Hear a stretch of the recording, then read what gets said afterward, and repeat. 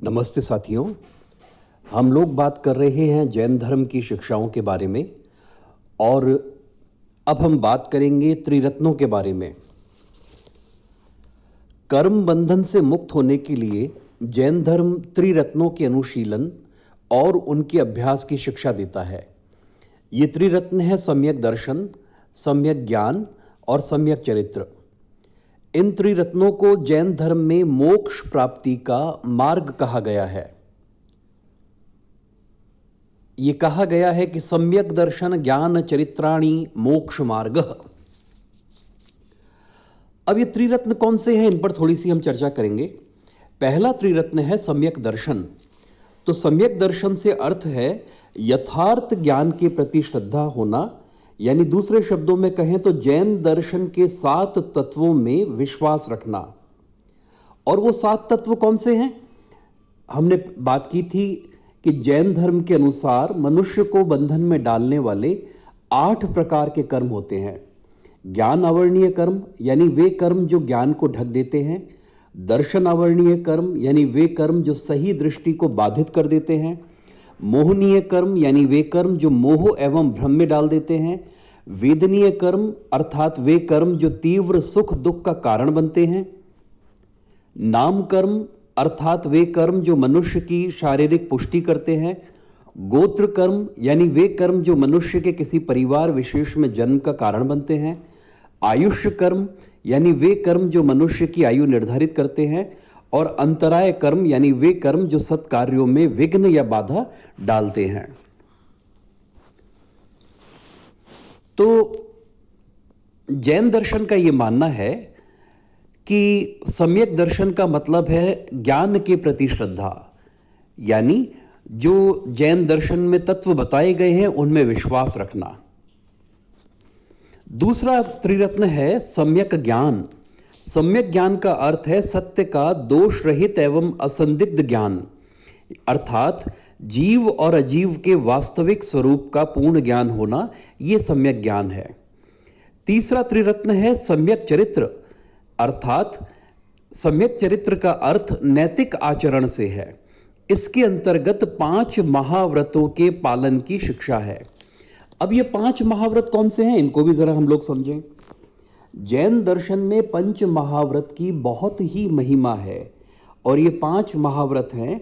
Number 1 अहिंसा, number 2 सत्य, number 3 अस्तेय यानी चोरी नहीं करना, नंबर 4 अपरिग्रह यानी संचय नहीं करना किसी वस्तु का, और नंबर 5 ब्रह्मचर्य।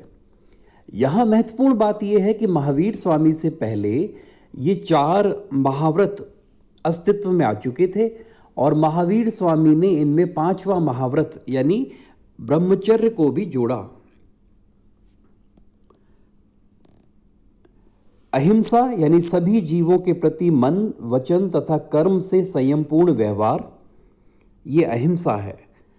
जैन दर्शन में, जैन धर्म में अहिंसा के प्रति विशेष आग्रह है। सत्य यानी हमेशा ऐसी वाणी बोलनी चाहिए जो सत्य और मधुर हो। अस्तेय यानी बिना अनुमति के किसी की भी वस्तु को ग्रहण नहीं करनी चाहिए और न उसकी इच्छा ही करनी चाहिए। अपरिग्रह, जैन भिक्षुओं को किसी भी प्रकार का संग्रह नहीं करना चाहिए क्योंकि संग्रह से आसक्ति की उत्पत्ति होती है। और 5वां है ब्रह्मचर्य, यानी वासनाओं का मन, वचन तथा कर्म से पूर्ण परित्याग। ये 5 पंच महाव्रत जो हैं, इनका विधान जैन भिक्षुओं के लिए है। इन्हीं 5 व्रतों की कठोरता एवं अतिवादिता को कर्म कम करके इनका विधान जैन गृहस्थ अनुयायियों के लिए भी रखा गया है। और जब जैन गृहस्थ अनुयायियों के संदर्भ में बात करते हैं तो इन्हीं 5 महाव्रतों को पंच अणुव्रत के नाम से पुकारते हैं। अब अहिंसा क्या है, इसकी भी जरा हम लोग चर्चा करें। अहिंसा जो है वो जैन धर्म का मूल मंत्र है। पंच महाव्रतों में अहिंसा महाव्रत को सबसे बड़ा माना गया है। जैन धर्म के अनुसार प्राणी मात्र के प्रति मन, वचन और कर्म से किया गया कोई भी असंयमित व्यवहार हिंसा है। 10 वैलिक सूत्र के अनुसार पृथ्वी काय, वायु काय, जल काय, वनस्पति काय, अग्नि काय और त्रस जीव यानी चलने फिरने वाले, इन 6 प्रकार के जीवों के प्रति संयमपूर्ण व्यवहार ही अहिंसा है। जैन धर्म के अनुसार हिंसा न स्वयं करनी चाहिए, न किसी से करवानी चाहिए और न ही हिंसा का किसी भी रूप में समर्थन करना चाहिए। कृत, कारित तथा अनुमत ये तीनों प्रकार की हिंसा सर्वथा वर्जनीय है जैन धर्म में। अहिंसा की पूर्ण एवं निरअपवाद अनुपालना के लिए जैन धर्म ने 5 नियमों का विधान किया है, जो इस प्रकार हैं। नंबर 1, इरिया समिति यानी संयम से चलना, जिससे मार्ग में कीट कीटाणुओं के दबने से हिंसा ना हो जाए। नंबर 2, भाषा समिति अर्थात संयम से बोलना ताकि अप्रिय वचन से किसी को वेदना ना हो। नंबर 3, ऐषणा समिति अर्थात संयम से भोजन करना, जिससे किसी प्रकार के कीट पतंगों की हत्या ना हो जाए। नंबर 4, आदान निक्षेप समिति अर्थात संयम से वस्तुओं को उठाना और रखना, जिससे जीवों को नुकसान ना पहुंचे। और नंबर 5, व्युत्सर्ग समिति अर्थात ऐसे स्थान पर मलमूत्र का त्याग करना चाहिए जहां कीट कीटाणुओं की हिंसा की संभावना नहीं हो। जैन दर्शन की एक और महत्वपूर्ण बात है उनका अनेकांतवाद का सिद्धांत। अनेकांतवाद जैन दर्शन का एक बड़ा विशिष्ट सिद्धांत है। इसका अर्थ यह है कि किसी भी वस्तु का एक गुण या धर्म नहीं होता। दूसरे शब्दों में, कोई भी वस्तु एकांतवादी नहीं होती है।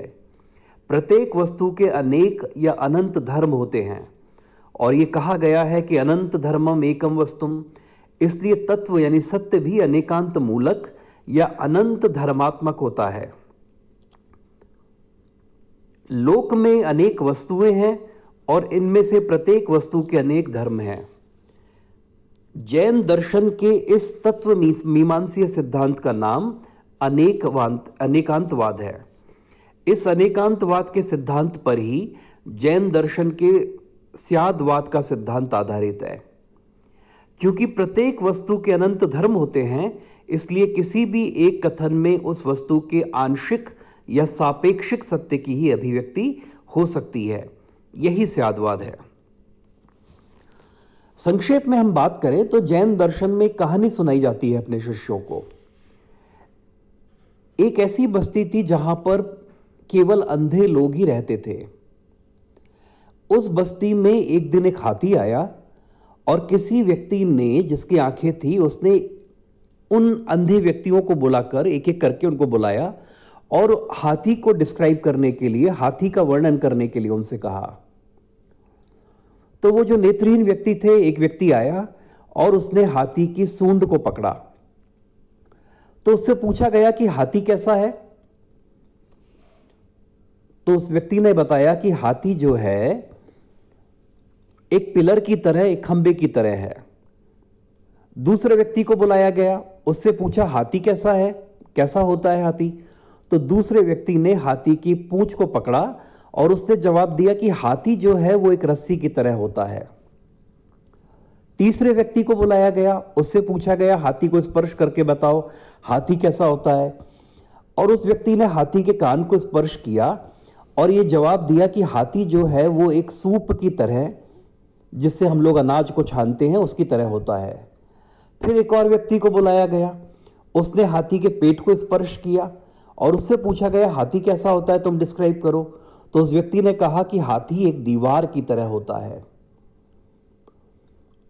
फिर किसी व्यक्ति को बुलाया गया, उससे पूछा गया हाथी कैसा होता है। उस व्यक्ति ने हाथी के पैर को स्पर्श किया और ये जवाब दिया कि हाथी जो है एक स्तंभ की तरह है। अब आप लोग ये देखेंगे कि हर व्यक्ति जो जवाब दे रहा है वो केवल एक पक्ष से ही या एक अंश से ही सत्य है। लेकिन जिस व्यक्ति के पास आंखें हैं, जिस व्यक्ति के पास नेत्र हैं, वो ये देख सकता है कि हर व्यक्ति केवल एक ही पार्ट को देखकर डिसीजन दे रहा है, अपनी राय बना रहा है, अपना निर्णय दे रहा है। जबकि संपूर्ण रूप में हाथी ना तो केवल पैर है, न सूंड है, न हाथी कान है, न हाथी पेट है, और ये केवल हाथी के अंग हैं जिनको उन लोगों ने स्पर्श किया।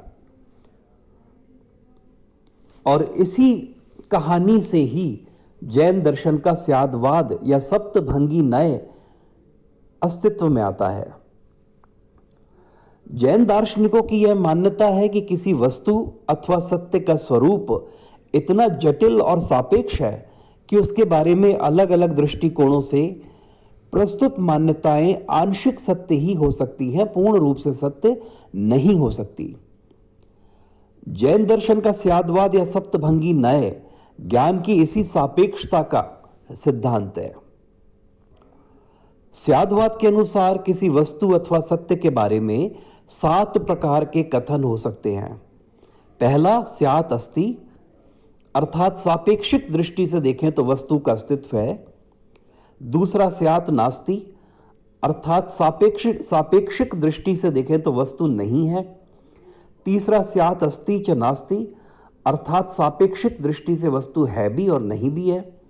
चौथा, स्यात् अवक्तव्यम, अर्थात सापेक्षिक दृष्टि से देखें तो वस्तु जो है वो अवक्तव्य है, उसको डिस्क्राइब नहीं किया जा सकता। फिर है स्यात् अस्ति च अवक्तव्यम, यानी सापेक्षिक दृष्टि से वस्तु का अस्तित्व है लेकिन वो अव्यक्तव्य है, अव्यक्त है, वो उसको डिस्क्राइब या वर्णन नहीं किया जा सकता। छठा है स्यात् नास्ति च अवक्तव्यम, अर्थात सापेक्षिक दृष्टि से वस्तु नहीं है और उसे वर्णन भी नहीं कर सकते। और सातवां है स्यात् अस्ति च नास्ति च अवक्तव्यम, अर्थात सापेक्षिक दृष्टि से वस्तु है, नहीं है और अव्यक्त भी है। स्यात् शब्द का सामान्य अर्थ संभवतया या शायद किया जाता है जिसमें संशय का बोध है, किंतु जैन दर्शन में स्याद शब्द का अर्थ संशय नहीं है। डॉक्टर चंद्रधर शर्मा के शब्दों में जैन दर्शन में स्यात् पद का प्रयोग विशेष अर्थ में किया गया है जो ज्ञान की सापेक्षता का सूचक है। अतः स्यात् का अनुवाद सापेक्षतया करना उचित होगा। स्यात् सापेक्ष सत्य का ही सूचक है। साथियों, इसी लेक्चर को हम लोग आगे बढ़ाएंगे। आप हमारा लेक्चर सुनते रहिए। धन्यवाद।